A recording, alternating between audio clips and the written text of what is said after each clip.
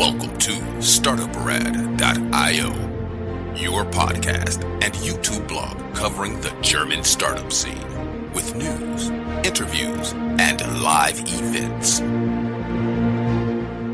Welcome everybody, this is Joe from Startuprad.io, your startup podcast and YouTube blog from Germany.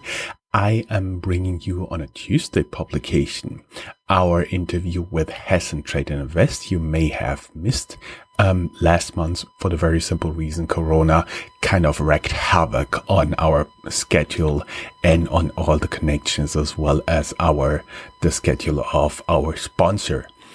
Nonetheless, we do have Maria here for an interview. Hey Maria, how you doing? Hi, Jan. Super. I'm doing good. Very happy to be here. And you just told me that you are one of the top tweeters and, in the ecosystem of Germany and startups. So I'm in the right place. Happy to be here. Yes, I do believe in the past this was called an influencer, but I'm not sure if I really want to be one.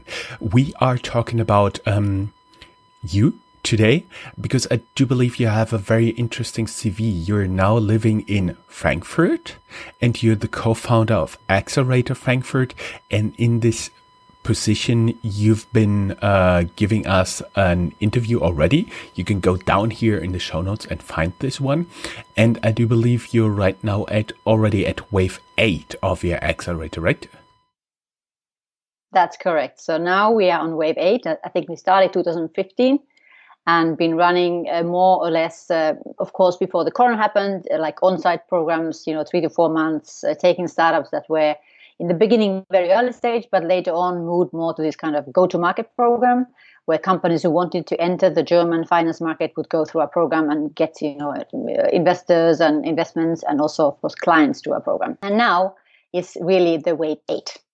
And I have to say, since Corona, so the wave 7 was already an online program. So we did a purely blockchain program with 5 companies, and it was really successful. We were actually very surprised of this fact, and many of the companies even got investments through the program.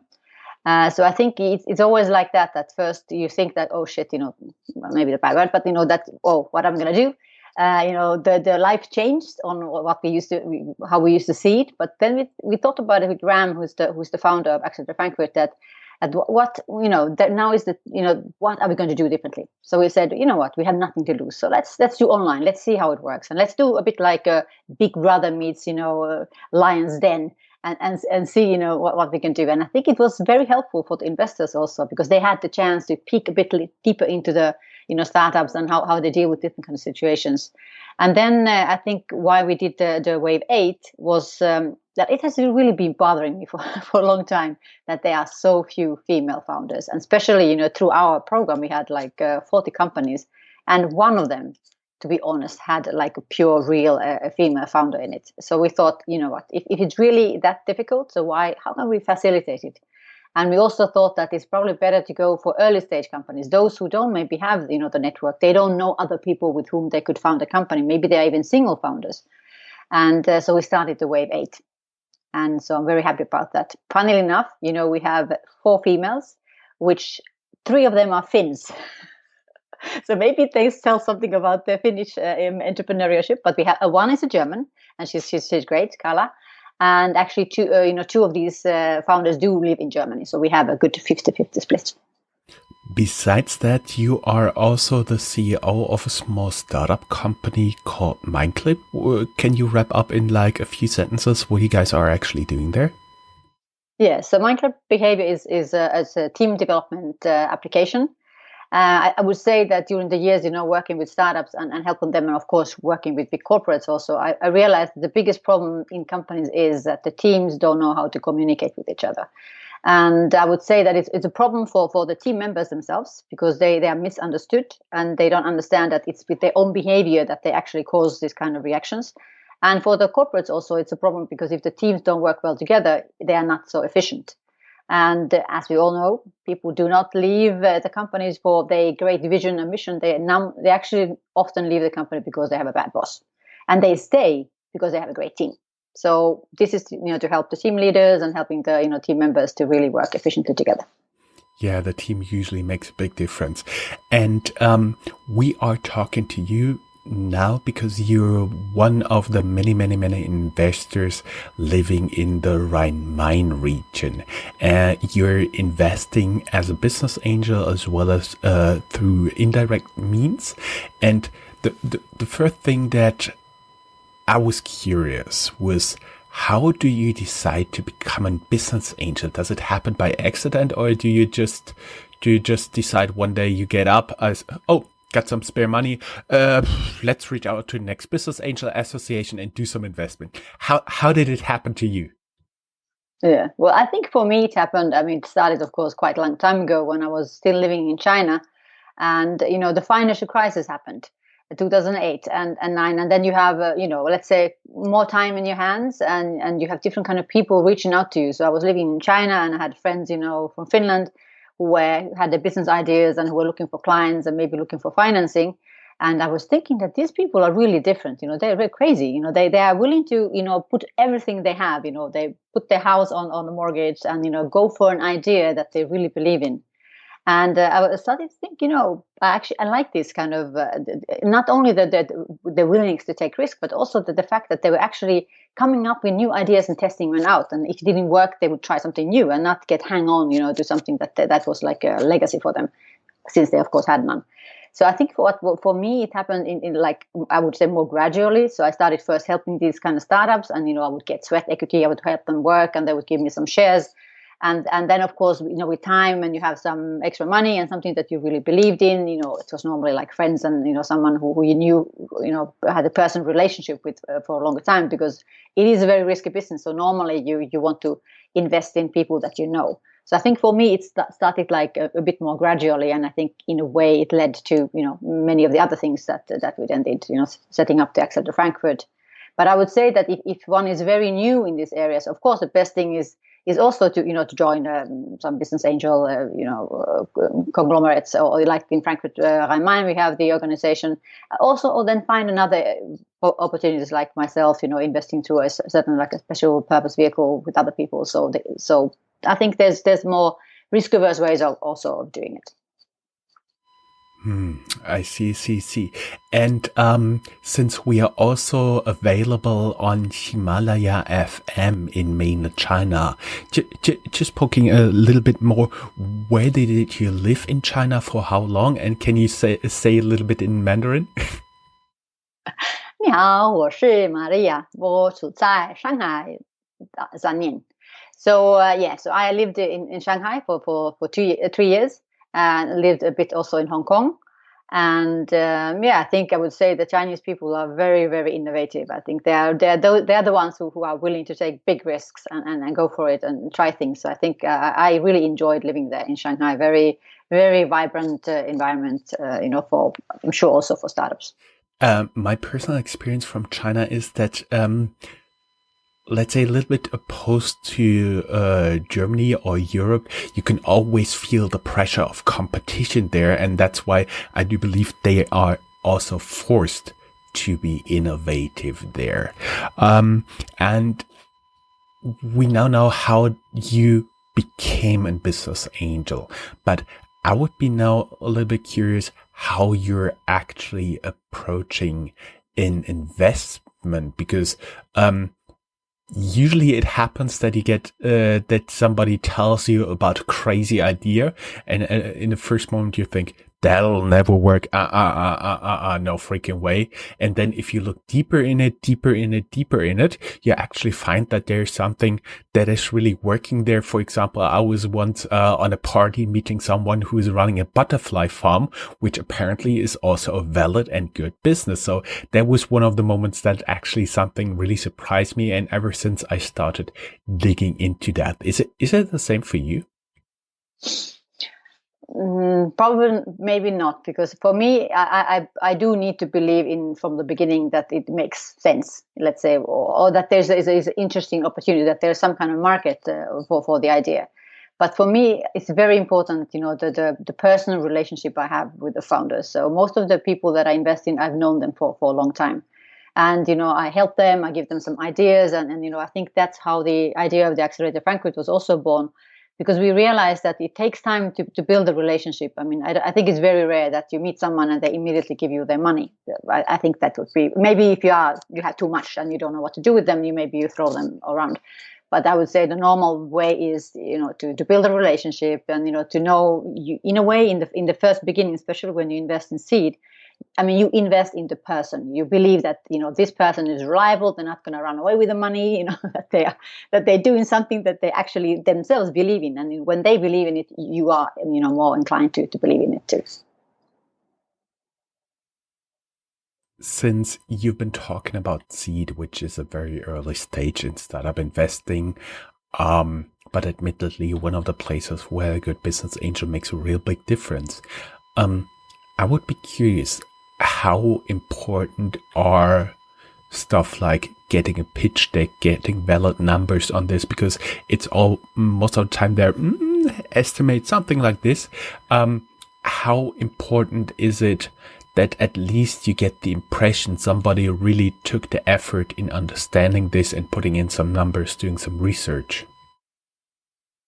Yeah, I think it's very important, to have a deck that people can understand, that, that you can clearly explain, because it's always more, difficult to explain something shortly in a very concise and precise way, or say in 2 sentences, what is it that you're actually doing. So I think it's important for yourself as a founder to have a pitch deck that because it means that you have thought about it, you've done the research. And I think that's actually the whole idea of doing a pitch deck, that you can demonstrate that you understand what you're doing, you understand what it is that you want to accomplish in a long run. It explains how do you see the market, how do you see the other players in it, and that you can do some simple mathematical calculations that, with a certain amount of money, how far can you get, and that you understand that in life nothing is for free. There's certain things that cost money, and you need people and many things you can't do alone. But it shows you that you have logically thought about the whole process and what is it that you actually need, to go from A to B. Basically, you want to know, if they set up a project plan, how to achieve world domination, right? Yes, hopefully in the end. I see. Let's say you have a startup and you're thinking about investing in it. What would be some red flags you would at least dig deeper into the startup, into the background of that? Well, I think it's, normally if you look at the person who's setting up a company, of course, I think I don't think I've ever invested in very young people, people without any kind of track record, because I think it does tell you something about the person. For example, if you had a couple of employments, did you stay there for 3 months or 1 year, or did you actually stay there for a long time, and then you're setting up a company that actually somehow based on what you did before, so that you have some kind of expertise in the area. Either you are a great coder, or you are great in marketing, or maybe you are building a company in a business area where you were in, or maybe you found a niche that you actually you have a special, like, let's say, like this kind of advantage that the others wouldn't have, because in the end you're probably not going to be the only player in the market. So the more, let's say, ammunition that you have on you, the easier it is going to be for you. I think I would say probably, we normally say that you should have a co-founder. So you shouldn't be a sole founder in the company, because if you couldn't convince anyone else, to join you, so maybe it's a red flag. And I guess, let's say that what is a problem sometimes for companies that maybe did already let's say the pre-seed round and approaching then seed financing, is that they gave too much of their company away already too early. Because, if the company doesn't have or the founders don't have 75% when you go to seed round, you're in deep trouble. You should preferably have the 75% when you go to Series A. So, but of course, sometimes it's difficult, with how much money you need to do certain things. But let's say that would be those kind of, things that many people don't think about in the beginning. That's an interesting perspective, because usually you would say, investors, they want to have the maximum of equity in there. But that's something I've heard from a lot of good business angels, that you want to have the founder running the majority of the equity, because they have an incentive to push it forward. But I also heard about business angels who want to be the backseat driver. Personally, I've been working very closely with business angels who more work as coaches and advisors, and sometimes even normal employees, even though they invested a lot of money in the company. What is the kind of support, if you have a new founder out there, let's say a woman who's looking around in the Frankfurt Rhine-Main area, for business angels, what would you advise her besides the money? How you can profit from a business angel? What would be great skills, network stuff she should be looking for?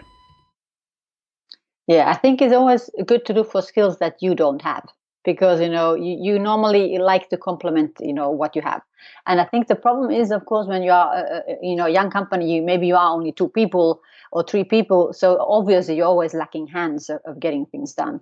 So I think it's the good thing is always, as I said, to think about how can they help you, how can they complement what you already have.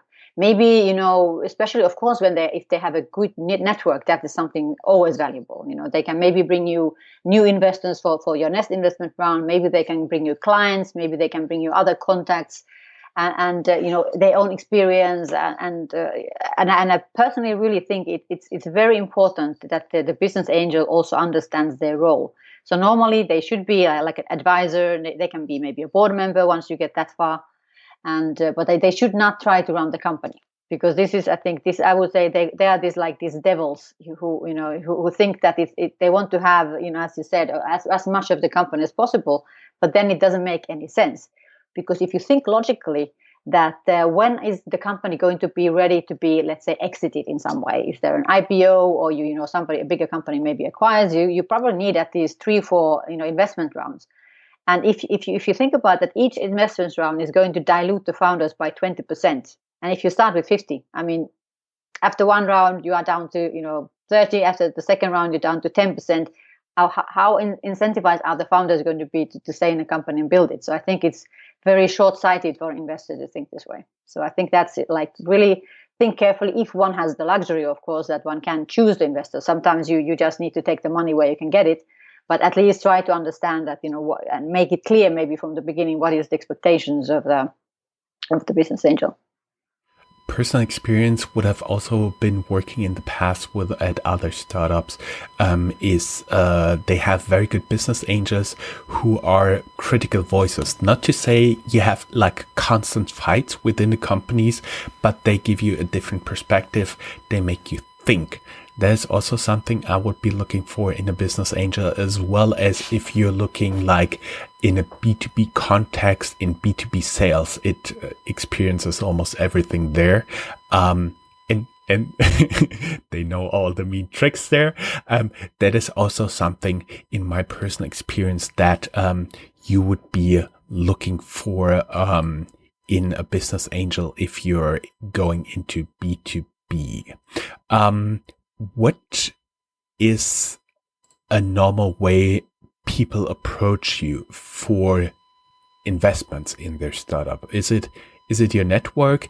Is it something like Twitter? I've been already recording an interview with the CEO of HTGF, High Tech Gründerfonds, Europe's most active seed investor. And he said he would even reply to an email that says just in the headline, "Yo, we should talk." Would you do that as well? Well, I think it depends. I would say I don't think I get investment proposals so much on Twitter, but of course a lot through LinkedIn. People sending me their pitch decks and like, could you help us, find investors? I'm like, excuse me. I don't know you. Who are you? And what is the connection here? And I think, of course, it depends. I would say that normally for me, they would have to somehow be connected to me before, that they come through a recommendation by someone else, or we build a relationship over time, over even maybe over online. But I would say still I'm quite traditional in this way. So I get to know people, I want to understand what they're doing, so no, I wouldn't probably reply to that Joe email now. I really had to smile here. Finnish girl who lived and worked in Shanghai, started being a business angel all across the world. And she says, oh, I'm a more traditional person. I really like that one. When you've been talking about pitch decks, there was just a question. We already talked about the importance of pitch decks, but what are some of the mistakes you are actually seeing, like in terms of mistakes people are making in the pitch decks? Because from my personal experience is they are much too confined in their very small world, and they only think in those terms and don't think bigger, like the usual thing you're saying is in consulting, a slide is good when your grandmother will understand it. Most of the slides I did, not even my mother would understand. Nonetheless, what are the mistakes you've been seeing there? And have you seen any pitch deck in the world other than PowerPoint? Yeah, maybe people should try to be more creative, but no, I think it's. I have to say there are some great tools nowadays. Like there's this company called Pitch.com. I think they try to make it easy for people to to come up with some more maybe easy to understand pitch decks. But I think in the end, of course, the purpose of a pitch deck is just to try to somehow convey what is it that you're doing in a short, precise way, and making people interested. The idea is not, I think, that trying to explain everything that you're doing in a pitch deck is impossible. The idea would be that it's a support tool that you go, once you have, we always talk about the short deck, that is that to make people curious, interested, that they actually even bother talking to you. And then you have the long deck that you're actually going to present to the person, explaining everything, going in detail, seeing, what they find easy to understand, what is difficult to understand. And I think that the mistake, as you were also referring to, often is that people try to put too much into the pitch deck. And this is not the purpose. Nobody is going to give you money just based on 10 slides or 6 slides. So the whole purpose is to try to make them think that, okay, this person actually thought about what they wanted to tell me. It's like you have these 30-second, elevator speeches or whatever. So trying to make people, curious, understand, is this something I can relate to? Because normally people invest also in stuff that they understand. So trying to maybe take the point of view of an investor. So thinking, okay, would this investor, how would I make them interested? How can I make this problem very concrete for them to understand? And we always say you have to start with the problem and then you come with the solution. Not that you come up with a great solution and then you try to fit the problem into it, which also, of course, unfortunately happens very often. You fall in love in something that you really like to do. I think like we see a lot with blockchain. People try to, everything is blockchain. And, then they find out the reason why this blockchain should be used and, whatever. But I think it really, like, keeping it simple, not putting too many words in a slide. And as you say, trying to make a 5-year-old understand. Sometimes maybe they understand more than we think. But still, a couple of sentences in each slide, and maybe trying to use visuals, somehow to explain and show, what is it that you're trying to accomplish, and of course having some kind of numbers, like at least what is it how much money you're trying to raise, and what is it that maybe that you're trying to do with it. But I think in the beginning, as I said, the simple deck is just to explain what there's a problem. Why is it a problem? And our solution is like this, and how is it urgent, to solve this thing, and why would people be willing actually to spend money in doing this thing that you're doing? And of course, if you can show, and you should be able to show some kind of traction. If you don't have clients yet, at least show how you developed something in such a certain time period, to show that there's some activity going, because nobody's going to invest in someone who has a wonderful idea and waiting for people to give them money before they can start. That is not going to happen. Personal experience, the pitch decks are usually considered good when you have a compound annual growth rate on it, and it has to be above 1,000% and goes like this. Woo! We could talk much more about this, but everybody who's curious can, of course, reach out to you directly. This interview is sponsored by Hessen Trade and Invest, investinhessen.com. Of course, go down here in the show notes. There's a link and you can find it. I would be curious, what are your thoughts? Because we know each other for quite some time. And can you spill a few secrets just between you and me and like 25,000 people listening or seeing this podcast? What do you think about the Rhine-Main region as a startup hub from the perspective of an investor? Yes, I think it's of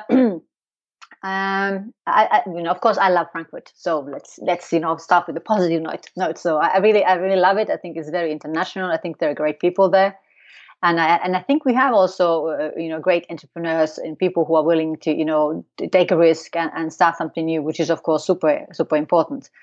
Maybe because of the, let's say, a little bit stiff and I'm thin, so we always say things very directly. I would say a little bit unmotivating environment that we maybe sometimes encounter in Frankfurt from certain let's say that if the environment would be a bit more stimulating, people maybe wouldn't go to Berlin or wouldn't go somewhere else.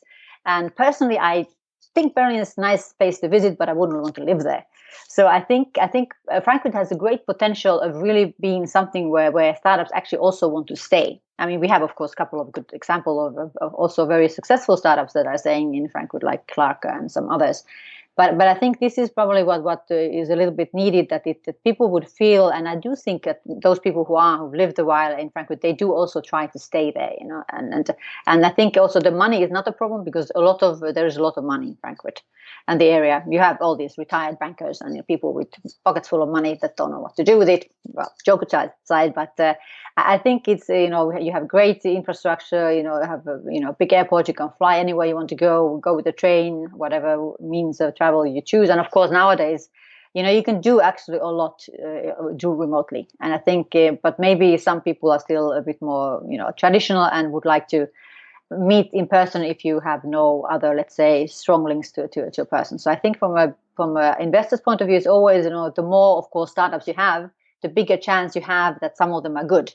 So I think the main point for Frank would be to how can you stimulate that more people would actually found their own startup. So then we have more to choose from.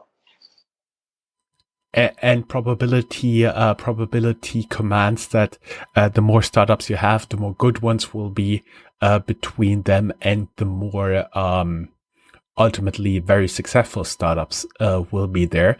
Actually, what I've seen as a tendency after the crisis I've experienced so far here is, after every crisis, there's like a handful of, or more than a handful of people, just a handful that I meet, who are leaving their corporate job and setting up startups. I do believe that is also something you don't usually have in a lot of other places.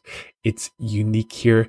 And I also do like that, even though Frankfurt, I would say, is a little bit more on the B2B side, as opposed to other places like Berlin, where they're a little bit more on the B2C, business to client side. Do you think that as well?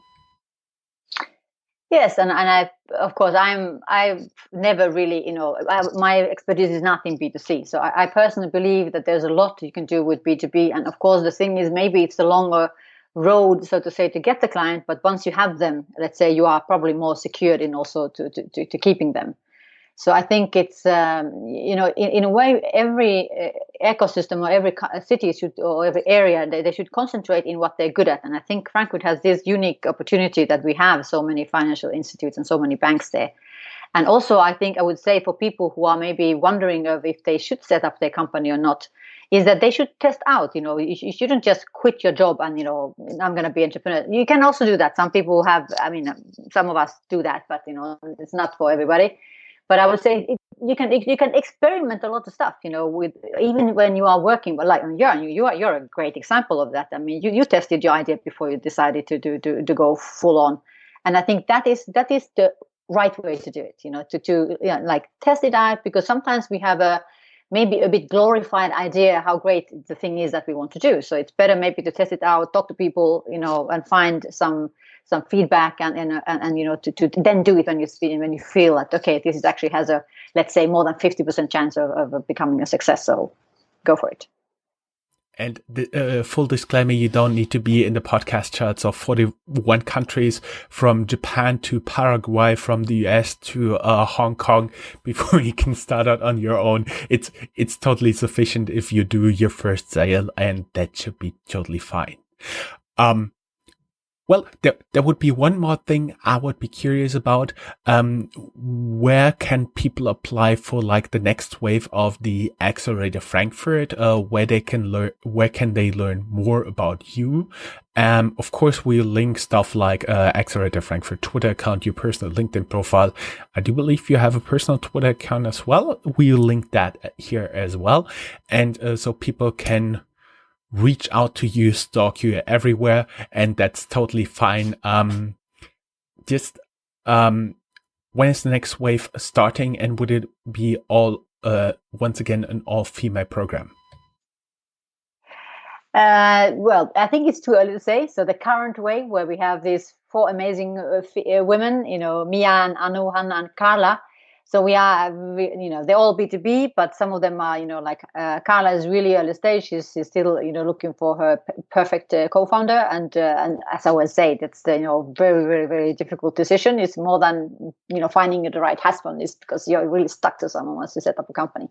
Anyway, but I think the demo day is going to be on the 16th of December. And I'm sure there's certainly going to be another wave in spring. I think the idea will probably be maybe that it's going to be a mixed one, but let's say if we are floated by insanely good female founders, we might run another female program, who knows. But I think the idea is to see that if we could run a normal program for diverse, of course, preferably, and I think now we have a greater chance to crack the numbers and not having non-existent percentages of females. But I think the best way to find out, how is the program, how is it working, is probably to reach out to the people who have done the program already. And I'm sure if there's some female founders they're wondering, all these ladies they're amazing. You can reach out to them, I'm sure, through LinkedIn and ask them of their opinion. But you can always send us, email to ask for information. But I would say the best thing is always to go to the website, you have it downstairs, acceleratorfrankfurt.com. and to fill in the application form. And then you will be, contacted in due course when the next wave is starting. Great. Thank you very much. That was everything I want to know. One more question. Can you say goodbye in Finnish? Näkemiin. Thank you very much. Bye-bye. Thanks. Bye. That's all, folks. Find more news, streams, events, and interviews at www.startuprad.io. Remember, sharing is caring.